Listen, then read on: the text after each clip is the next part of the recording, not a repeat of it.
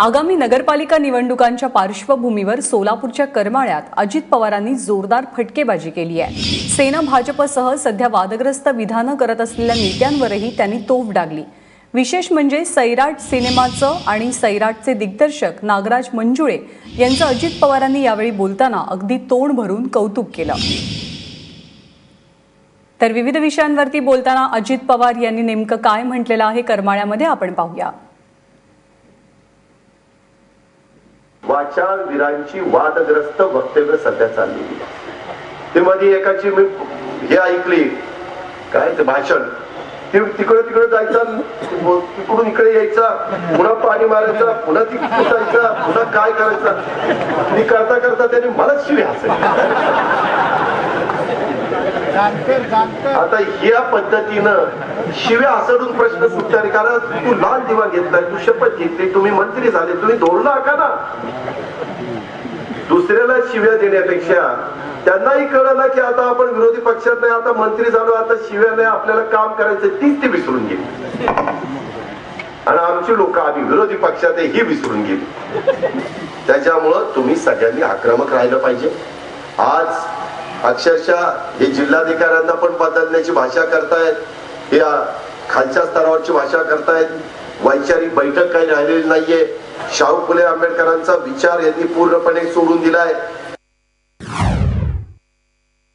मधल्या काळामध्ये मी स्वतः मुख्यमंत्र्यांचं स्टेटमेंट ऐकलं की राज्य सत्ता निकामी जर ठरली तर त्यावर अंकुश ठेवण्याचं काम धर्मसत्ता करते। काय मुख्यमंत्री, तुम्ही डबल ग्रॅज्युएट आहे। राज्य सत्ता, लोकशाही राज्य सत्तेवर अंकुश ठेवू शकते इथपर्यंत मी मानू शकतो, परंतु तुम्ही धर्मसत्ता, तुम्ही कोणत्या दिशेने राज्याला घेऊन चाललेला आहे?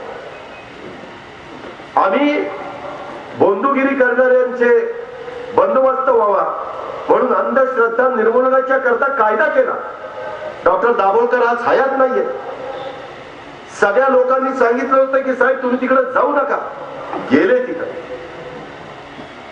तुम्ही नागरिक म्हणून गेला असता आम्हाला काही म्हणायचं नाही। तुम्ही आज राज्याच्या 11-12 कोटी जनतेचे प्रमुख आहात आणि तुम्ही राज्य सत्ता धर्मसत्ता याचं कुठेतरी एकत्रपणे काहीतरी सांगून, आणि काय होतं, राज्याच्या प्रमुखांनी असं सांगितल्यानंतर बाकीच्या लोकांना ते खरं वाटायला लागतं आणि त्या असल्या बाबा लोकांचं कधी फावतं।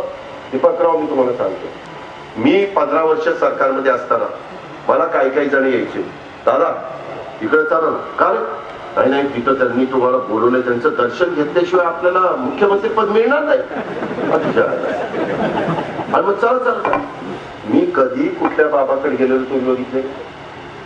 कधी बघितले? कुणी सांगावं, मी देवळात जाईल, परंतु तेही आपल्यासारखे हाडामासाचीच आहेत ना। आणि ते बाबा लोकांना बरंच काही कळत असतं तर आपल्यापेक्षा ती जास्त जगायला पाहिजे ना। ते रामदेव बाबा, त्यांनाही मध्ये काहीतरी त्रास झाला होता, त्यांचा डोळा बारीक पाहिजे पैसा ना। म्हणजे जर त्यांना सगळं समजतंय, त्यांनी मस्तपैकी आपल्यावर योगाचं एक करिश्मा केलाय आणि पतंजलीचा धंदा जोरात चालला।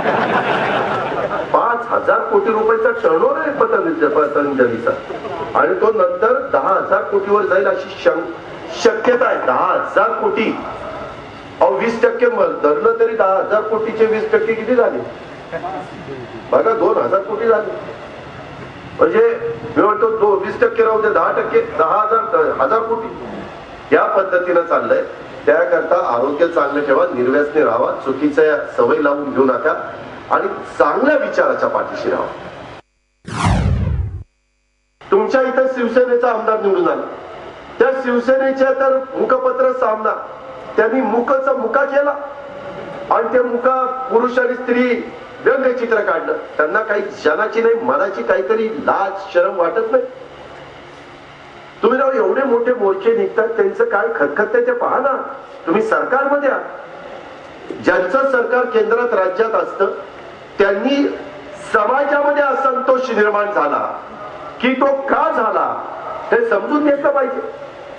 आता काही ठिकाणी प्रतिमोर्चे निघतात, काही ठिकाणी वेगळ्या पद्धतीचे मोर्चे निघाले, शिक्षकांचे मोर्चे निघतात, त्यांनाही भरती बंद केलेली आहे.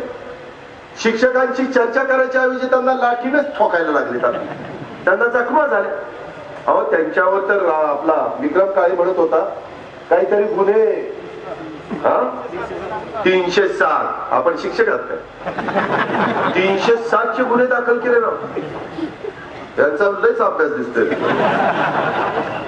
म्हणजे खरंच काही काहींना सवय असती, वकिलापेक्षा त्याचा अभ्यास जास्त असतो. त्याचा नाही म्हणजे अशा काही लोकांचा. पण असतं काही काहींना सवय असते, चांगली गोष्ट आहे, त्याबद्दल मला काही म्हणायचं नाही. पण या प्रकारे सगळं आहे. सगळ्याला करमाळा माहिती झाला. आता लोक बघायला येतात कुठं काय.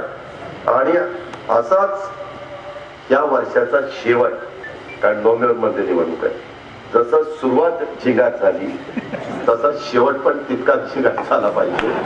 आणि माझी तुम्हाला विनंती आहे, येणाऱ्या निवडणुका जिंकून आपण सगळ्यांनी करमाळ्याच्या विकासाचा वेग देखील वाढवण्याचा करता प्रयत्न केला पाहिजे. ह्याची काळजी आपण सर्वांनी घेतली पाहिजे.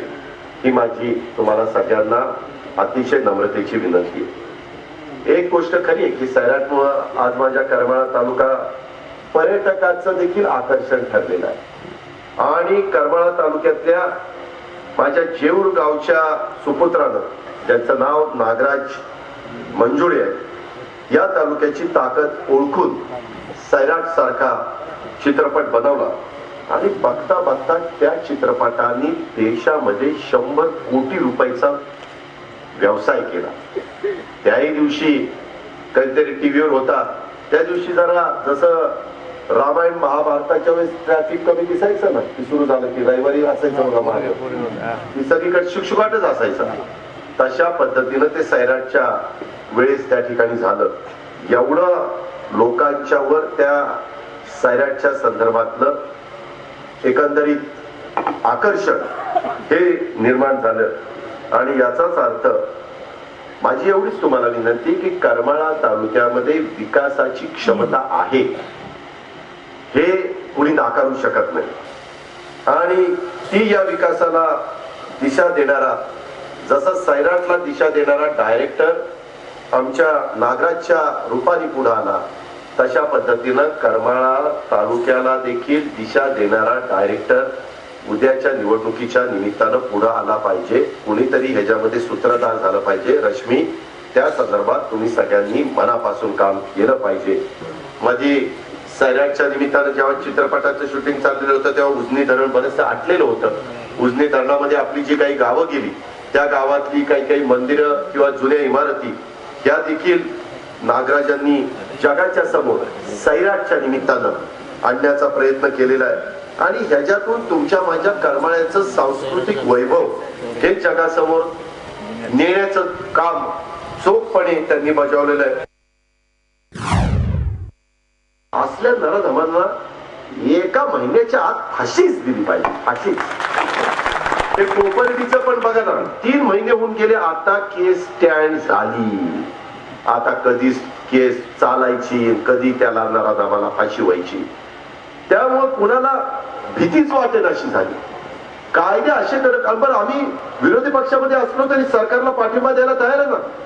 जर केंद्र सरकारला कायद्यामध्ये काही बदल करायचा असेल, राज्य सरकारचा सपोर्ट लागत असेल, तर आम्ही करायला तयार आहे. आम्ही पूर्णपणे त्याच्यात मदत करायला तयार आहे. पण कुणाच्याही समाजाच्या आया बहिणीकडं, मुलीकडं वाकड्या नजरेने बघण्याची कुणाची ताकद झाली नाही पाहिजे. त्या पद्धतीची ती मागणी.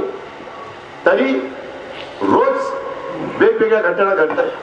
अहो मध्ये तर दीपक शहरामध्ये पेट्रोलचे बॉम्ब केले आणि पोलिसांनाच फेकून मारले. काही पोलीस त्याच्यामध्ये जखमी झाले, काही पोलीस जीव गमवावा लागला अधिकाऱ्यांना. पोलिसांनाच आता ठोकायला लागले त्या सरकारच्या काळात. बघा ही कसलं सरकार. त्यांचेच मंत्री म्हणतात की आमचं अधिकारी ऐकत नाही.